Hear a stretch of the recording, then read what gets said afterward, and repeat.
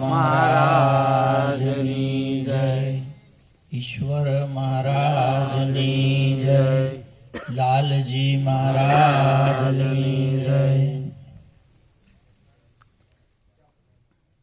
મંચસ્થ સદગુરુઓ તેમજ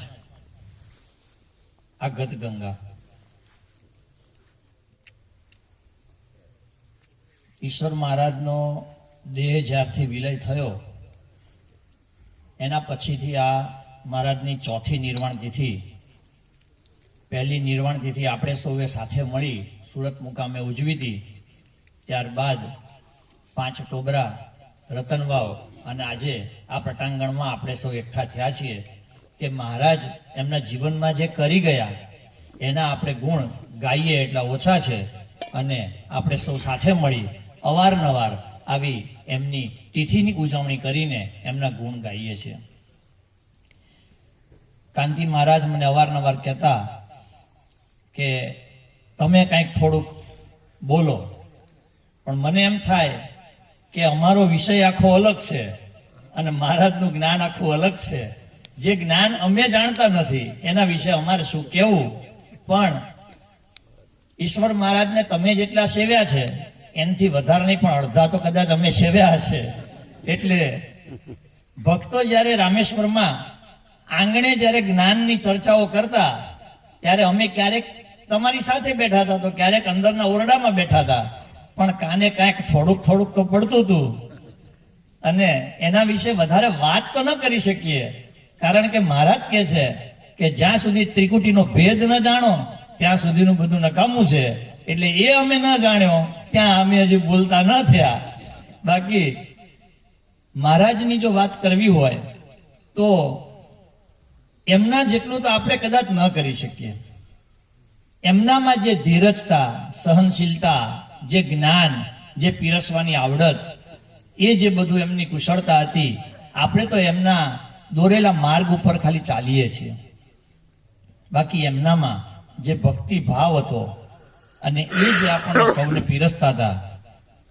મને યાદ આવે છે કે જ્યારે મારે જન્મથી સુરતમાં રહેવાનું અને ઈશ્વર મહારાજની સાથે પરિવાર સાથે આખા રહ્યા અને છેલ્લે માતાજીનો દેહ વિલય થયો એના પછી જ્યારે અમે ઘરમાં ઇનમીન વધ્યા અને ત્યારે એવો પ્રસંગ ઉભો થયો કે નોકરી આર્થિક પ્રવૃત્તિના અર્થે મારે સુરત છોડવાનો પ્રસંગ આવ્યો. ત્યારે હું વિચારતો હતો કે મને બીજો તો કોઈ વાંધો નથી, આર્થિક પ્રવૃત્તિ કરવા માણસ ગમે ત્યાં જાય, પણ પ્રશ્ન હતો માતાજી નહોતા, મહારાજ એકલા પડી જતે. જોકે ભક્તો તો સાથે જ હતા, પણ હું કેવી રીતે મહારાજને છોડી શકું? એક વિકટ પ્રશ્ન આવીને મારા મનમાં ઉભો હતો. નોકરી મળી તો વતનમાં મળી, એનોય કોઈ વાંધો નહોતો, પણ સુરત મહારાજને છોડાવવું, ભક્તોથી વિમુખ મહારાજને કરવા, એ બહુ અઘરો પ્રશ્ન હતો. અને ત્યારે રાત્રે 12 વાગ્યા પછીના અમારા બાપ દીકરાની ગોષ્ઠીમાં મેં મહારાજને એક જ વાત કીધું હતું કે બીજું બધું થઈ શકે, પણ આ તમને અહીંથી છોડાવવા ને એ મને હૈયે બેહતું નથી. પણ મને એમ થાય કે મહારાજે એ સમયે જે મને જવાબ આપ્યો હતો કે મારા ગુરુ જે લાલજી મહારાજ એ રતનવાવ રહેતા હતા, એમના દીકરા સુરતમાં હતા જ ને, છતાં એ ગામડે રતનવાવ રહેતા. એમના હાથ પગ ચાલતા, શરીર સાથ આપતું ત્યાં સુધી ખેતી કામ છેલ્લે સુધી એમણે સંભાળ્યું છે. અને અવારનવાર એમાંથી જ્યારે ફુરસદ મળે ત્યારે સુરતમાં જ્ઞાન ગોષ્ઠી કરવા આવતા અને અમે એમને સેવતા. તો લાલજી મહારાજ ક્યાં સુરતમાં રહેતા, તો એ સત્સંગ કરતા હતા ને. તું એ બાબતમાં પાછું વળી ના જો, હું પણ લાલજી મહારાજની જેમ આવીશ, વચ્ચે આંટો મારતો રહીશ અને ભક્તોને સત્સંગ કરાવતો રહીશ અને ભક્તોને આપણે ત્યાં લઈ જશું. આવો ભાવ એમણે મારી આગળ રજૂ કરેલો. પણ જ્યારે એમનો દેહ વિલય થયો ને એના પછી અમુક ભક્તોના સંપર્કમાં હું આવ્યો અને એ સંપર્ક આવતા આવતા મને જાણવા મળ્યું કે મહારાજ જ્યારે મારી આગળ આ શબ્દ બોલ્યા કે તું એ ચિંતા ના કર, પણ અંદરથી મહારાજનું રુદન હતું. ઊંઝા મુકામે ભલે મહારાજ રહ્યા 2 મહિના, પણ એ 2 મહિનામાં જ્યારે એ બહાર નીકળતા અને ફોનમાં ભક્તો સાથે વાતચીત કરતા, ત્યારે મને પાછળથી એવા શબ્દો ઘણા સાંભળવા મળ્યા કે અમારી આગળ મહારાજ ઘણીવાર કહેતા કે મને અહીંયા ન હોરવે, મારે ન્યા આવતું રહેવું છે.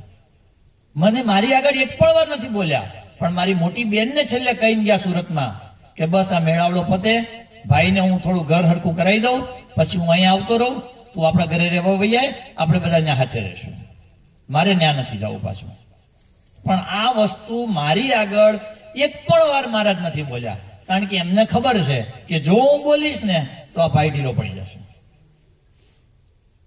આ વાત આપણે ફક્ત એમને યાદ કરીએ છીએ કે એમનામાં એટલી જોરદાર સમજણ, અથવા આપણે એવું કહી શકીએ કે ધીરજતાની જે વાત મેં તમને કરી, એ આ ઉદાહરણ દ્વારા હું કહી શકું કે કોઈ પણ બાબત કેમ ના હોય, એનો સમય આવે ને ત્યારે જ એ વસ્તુ બહાર પડે.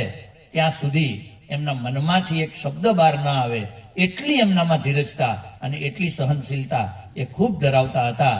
અને આપણે કોઈ હરકશોક કર્યા વગર હવે આપણે મહારાજની યાદમાં આવા ને આવા અને આનાથી ચડિયામણા પ્રસંગો અવારનવાર કરવાના છે. મને એક વાતનું દુઃખ થાય છે કે મહારાજ જ્યારે હતા અને મહારાજ જ્યારે તિથિ મેળાવડાઓ બધું કરતા, ત્યારે અમે એમની સાથે એકેય વાર ના આવ્યા, અને આજે મહારાજના ગયા પછી અમે બધી તિથિમાં આવીએ છીએ. આ એક અમારા માટે દુઃખના દિવસો છે કે તે સમયે કેમ બાપુજીની હારે આપણે ન નીકળ્યા. જો એમની સાથે વધારે સત્સંગમાં ન જઈ શકત તો કઈ નહીં, પણ આવી તિથિ કે મેળાવડામાં વતનમાં આવ્યા હોત તો આજે આ વતનથી અમે પરિચિત હોત, આજે આ ભક્તોથી અમે પરિચિત હોત. આજે એ માર્ગ ઉપર ચાલવામાં હવે અમને સમજાય છે કે અમે બહુ મોડું કરી નાખ્યું. પણ હવે જાગ્યા ત્યારથી સવાર આપ સૌનો પ્રેમ હંમેશા અમને મળ્યો છે, અને હું તો જોતો આવું છું કે ભક્તોનો એટલો બધો પ્રેમ અમારા ઉપર પણ આજે છે કે ઈશ્વર મહારાજનું સ્વરૂપ છે એમ કહીને અમને બોલાવે છે.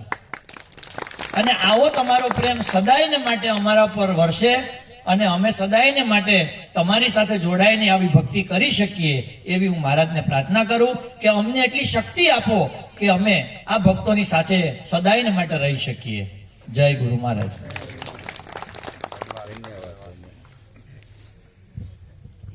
સદગુરુ મહારાજ સરસ તેના પોતાનો પરિચય વિશે, ઈશ્વર મહારાજ વિશે પિયુષભાઈ આપણને વાત કરી, પણ પિયુષભાઈને ઊંઝા